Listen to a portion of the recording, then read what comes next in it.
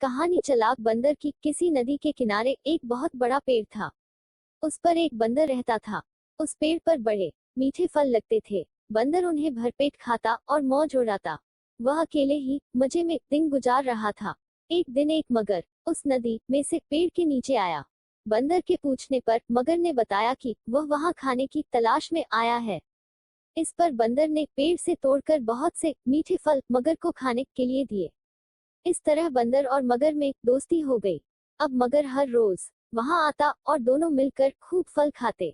बंदर भी एक दोस्त पाकर बहुत खुश था। एक दिन बात में मगर ने बंदर को बताया कि उसकी एक पत्नी है जो नदी के उस पार उनके घर में रहती है। तब बंदर ने उस दिन बहुत से मीठे फल मगर को उसकी पत्नी के लिए साथ ले जाने के लिए दिए। इस तरह मगर रोज जी भरकर फल खाता और अपनी पत्नी के लिए भी लेकर जाता। मगर की पत्नी को फल खाना तो अच्छा लगता, पर पति का देर से घर लौटना पसंद नहीं था।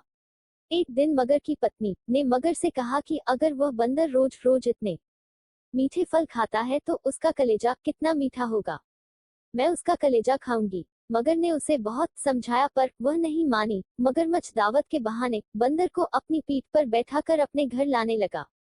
नदी बीच में उसने बंदर को अपनी पत्नी की कलेजे वाली बात बता दी। इस पर बंदर ने कहा कि वो तो अपना कलेजा पेड़ पर ही छोड़ आया है। वह उसे हिफाजत से पेड़ पर रखता है, इसलिए उन्हें वापस जाकर कलेजा लाना पड़ेगा। मगर बंदर को वापस पेड़ के पास ले गया। बंदर छलांग मारकर पेड़ पर चढ़ गया।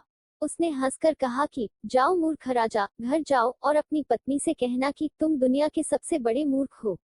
भला कोई भी अपना कलेजा निकाल कर अलग रख सकता है।